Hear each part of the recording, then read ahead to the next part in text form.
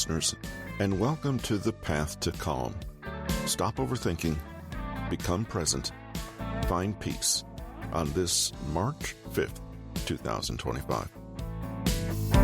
Today's episode is from the inspiring book, The Art of Letting Go by Nick Trenton. In this book, Nick shares a powerful message about restoring inner peace and mastering the art of letting go. If you're always on edge and unable to relax, this book is for you. It's all about organizing the mess in your mind, controlling your thoughts and life, and rewiring anxious connections in your brain. Nick Trenton's book is available now on Amazon, and the audiobook can be found on Amazon, iTunes, and Audible. You can also visit Nick's website at bit.ly/Nick Trenton for more insights and inspiration. Get ready to transform your internal worldview and start living the life you deserve. Many are all too familiar with that little nagging voice in their heads that seems to only spout criticism and negative thoughts. This internal monologue can take many different forms, from scolding one for a mistake one made to questioning why they can't seem to get their act together. Regardless of the specifics, this voice can be a constant source of frustration and anxiety. While it's true that everyone experiences this self-talk in their own unique way, it's important to recognize that it's a perfectly normal and common aspect of the human experience.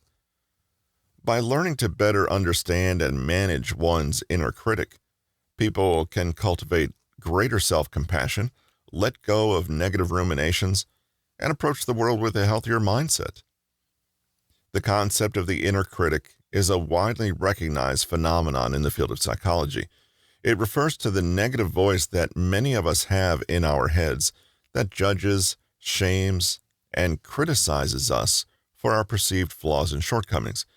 This inner voice can be particularly loud during moments of vulnerability and can be a major barrier to personal growth and development.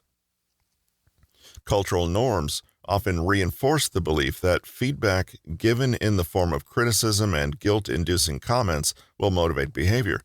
However, the idea that negative reinforcement leads to positive change has been disputed by experts.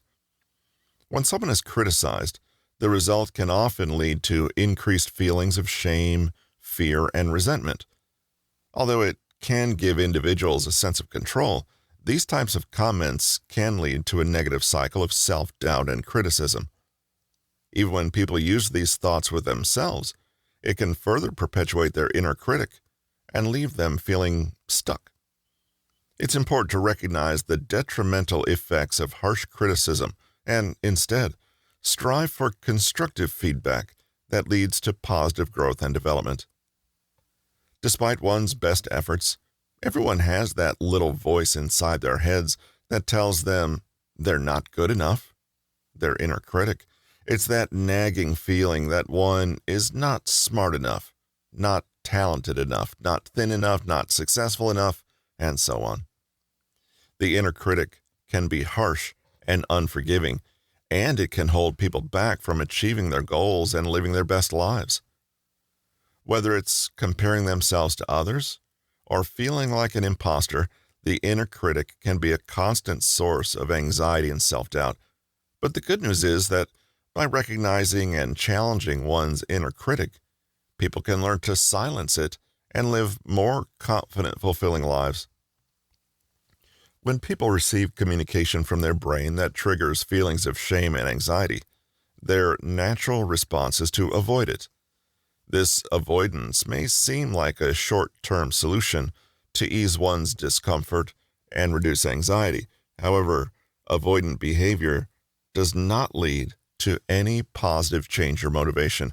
Instead, it can manifest as procrastination, overeating, excessively watching TV, or constantly checking your phone. These behaviors can even go as far as avoiding the source of what is causing them discomfort, such as people, places, or activities. The key to moving past this avoidance cycle is to recognize it as a coping mechanism and to actively choose to engage with what makes us uncomfortable. Only then can people truly motivate themselves to change. Shame can be a debilitating feeling that can leave one feeling alone and disconnected from others. Even receiving messages from others that shame, such as, "You're not good enough," can make people feel like they don't deserve to be a part of a community. As social creatures, humans crave connection with others, but shame can physically make them want to withdraw and avoid interactions. This avoidance can lead to a vicious cycle of self-criticism and further avoidance behaviors, ultimately keeping them from taking care of themselves and finding comfort and motivation. This is exactly what happens when one's inner critic decides to put one on blast. Learning to recognize and address these feelings of shame and self-criticism is essential for one's overall well-being and ability to connect with others. One way to address the influence of the inner critic is to focus on the application of wisdom, strength, and love. This approach involves developing an awareness of the origins and impact of the inner critic and taking proactive steps to disengage from its negative influence. Wisdom refers to the ability to recognize the difference between the voice of the inner critic and one's own true self. This involves developing the skill of mindfulness and learning to observe one's thoughts without judgment. Through the practice of mindfulness, people can learn to recognize when the inner critic is present and begin to challenge its negative messages. Strength refers to the ability to stand up to the inner critic. This involves developing the capacity to recognize one's own strengths and accomplishments and to take pride in one's successes. By focusing on strengths, people can begin to counteract the negative influence of the inner critic and build their self-esteem. Love refers to the ability to be kind and compassionate toward oneself, even in the face of perceived flaws and shortcomings. This involves developing the practice of self-compassion, treating oneself with the same kindness, caring, and understanding that someone would offer to a good friend. By cultivating compassion, people can begin to counteract the harsh and critical voice of the inner critic and learn to accept themselves for who they are. To illustrate this approach, consider the example of a person who struggles with social anxiety. The inner critic may tell a person that they're not good enough, that others will judge them, and that they should avoid social situations altogether. By applying the principles of wisdom, strength, and love, this person can learn to recognize the voice of the inner critic and challenge its negative messages. They can focus on their strengths, such as their ability to connect with others or their sense of humor, and use these strengths to build their self-esteem. They can also cultivate self-compassion and be kind to themselves, even when they feel anxious or uncomfortable in social situations. In summary, the inner critic can be a major barrier to personal growth and development. By focusing on the principles of wisdom, strength, and love, people can learn to recognize the voice of the inner critic, challenge its negative messages, and cultivate a more positive and compassionate relationship with themselves. Steps to let go of your inner critic. Awareness is the first step toward identifying one's inner critic and letting go of it. One of the first steps in overcoming the influence of the inner critic is to become aware of its presence and its impact on one's thoughts and feelings. Many people are not even aware of the inner critic or its negative influence on their lives.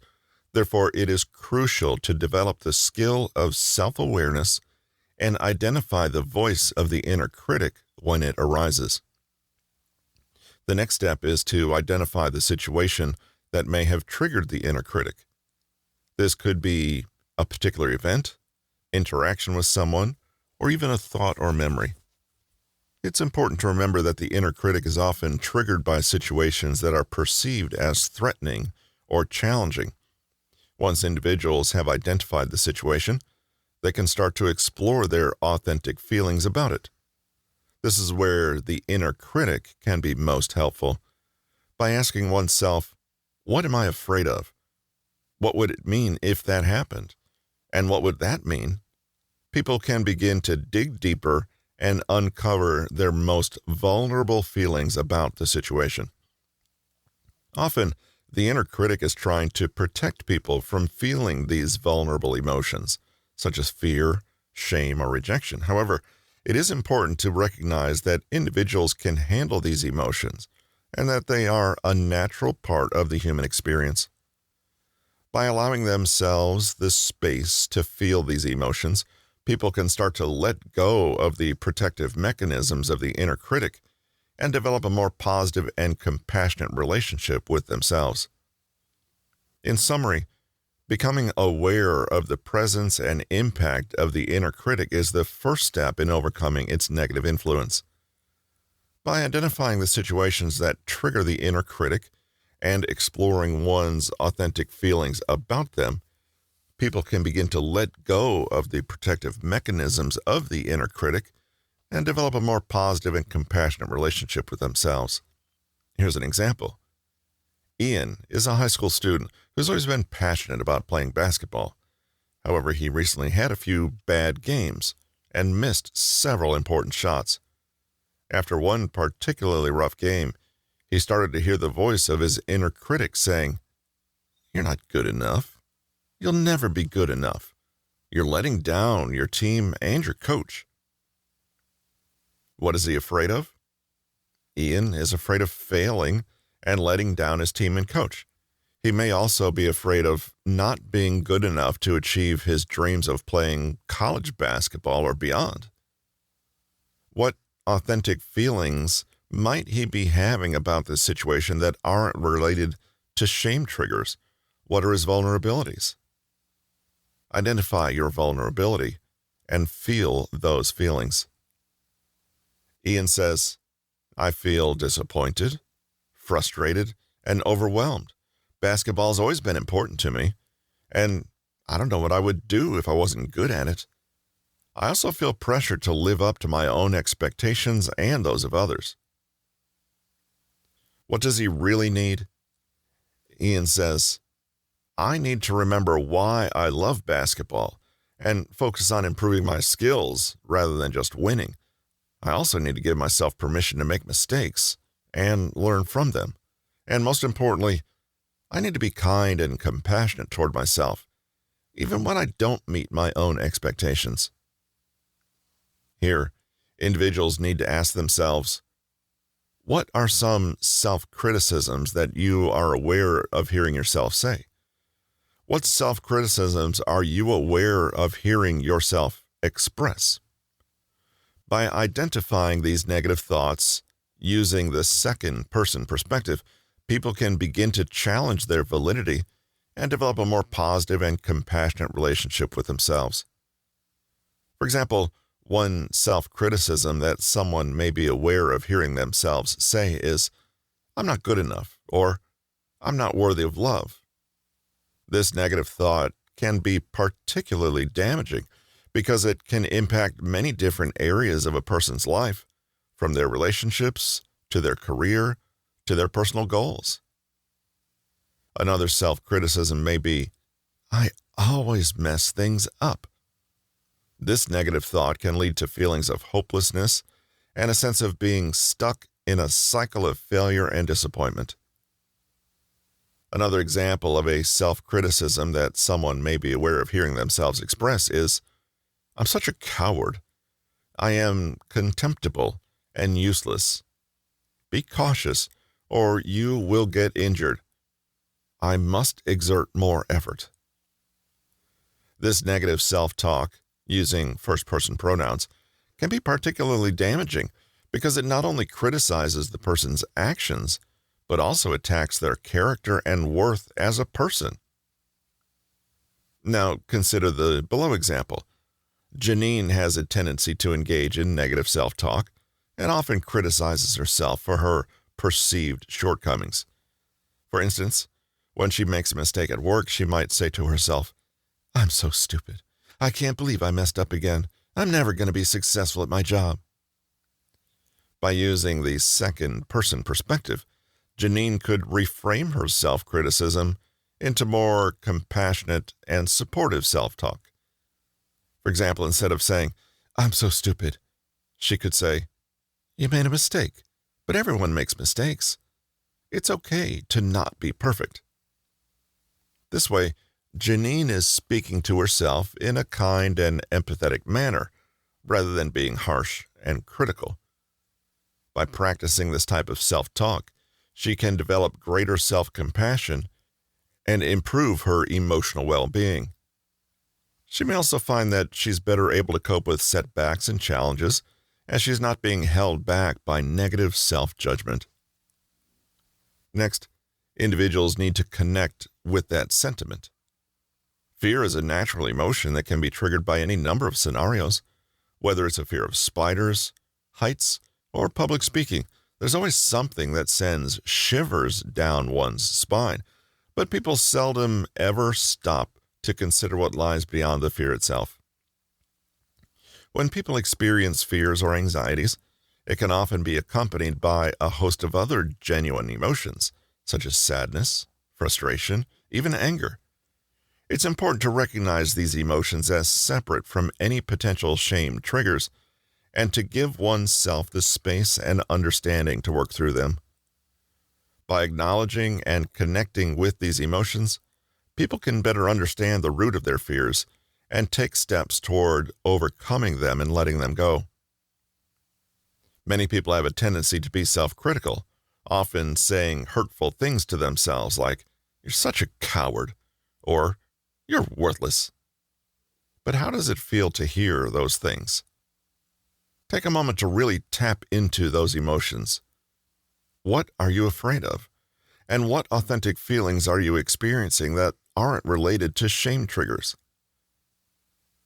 It's important to recognize that there are opposing feelings as well, and reactions to these self-criticisms. So, what do you say to that voice that tells you you're useless? It's time to start reframing those negative self-talk patterns and instead focus on more positive and uplifting thoughts. Hearing these self-criticisms may evoke negative emotions such as shame, guilt, or anger. By getting in touch with these feelings, someone can begin to explore what may be triggering their negative self-talk. They may be afraid of feeling vulnerable or exposed, or they may fear the consequences of not living up to their own or others' expectations. Some authentic feelings they may be having about this situation that aren't related to shame triggers might include frustration, disappointment, or a sense of being overwhelmed.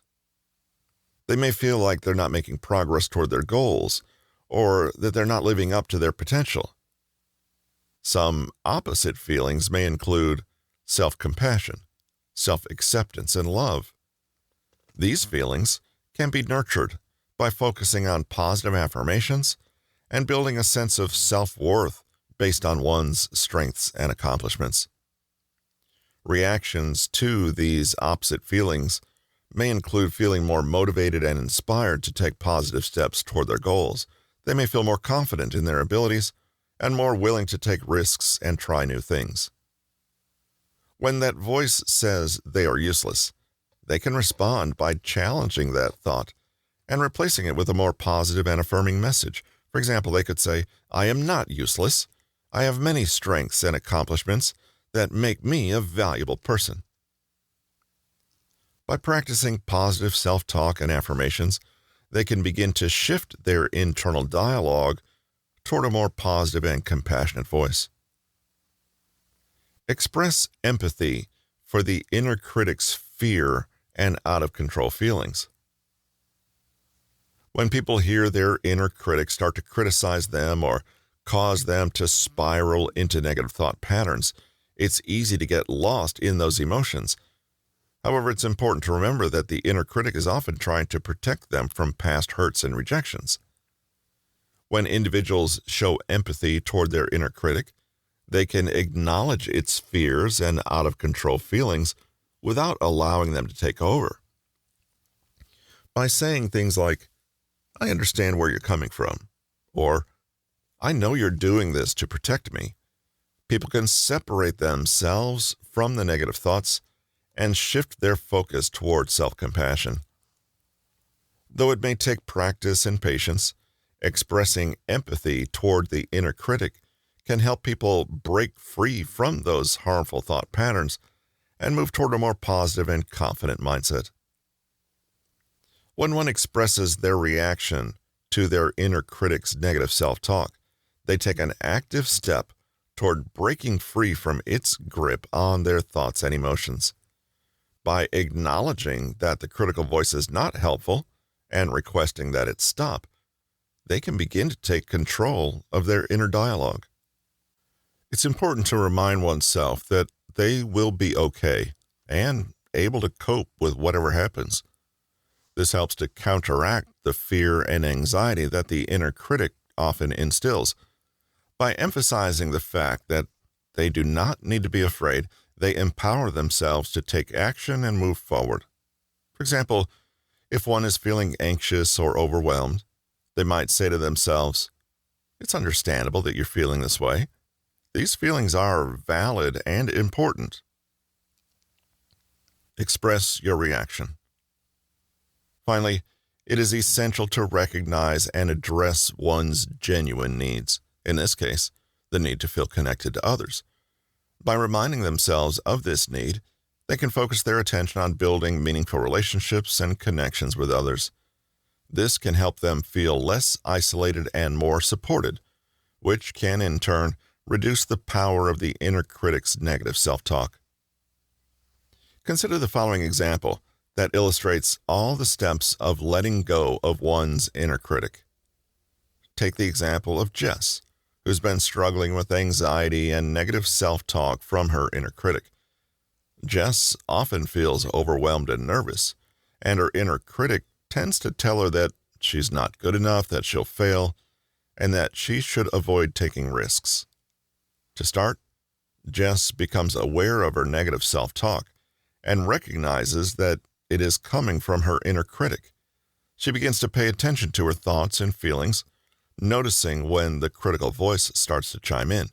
She also takes note of the situations or triggers that tend to set off her inner critic, such as social situations or work-related tasks.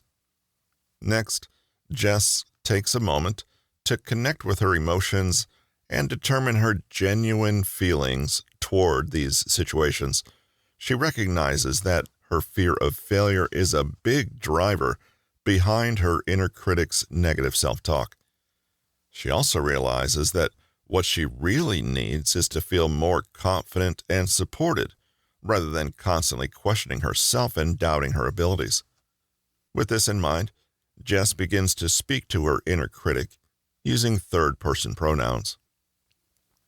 She expresses empathy for her inner critic's fear and anxiety by saying something like, "I know you're feeling scared and unsure right now, but I'm here to tell you that I'm okay. I'm capable of handling whatever comes my way." She then expresses her reaction to the negative self-talk by saying something like, "Your critical voice is not helping me right now. It's preventing me from feeling confident and connected to others. I need you to stop talking to me this way." Finally, Jess reminds herself of what she truly needs by expressing herself. "What I really need is to feel supported and connected to others. I don't have to be afraid of failing or making mistakes. I'm worthy of love and acceptance, just as I am." By speaking to her inner critic in this way, Jess is taking an active step toward breaking free from its grip on her thoughts and emotions. She is acknowledging her genuine needs and working to counteract the fear and anxiety that her inner critic tends to instill. Over time, with practice, Jess can learn to cultivate a more positive and supportive inner dialogue, one that helps her feel more confident, capable, and connected to others.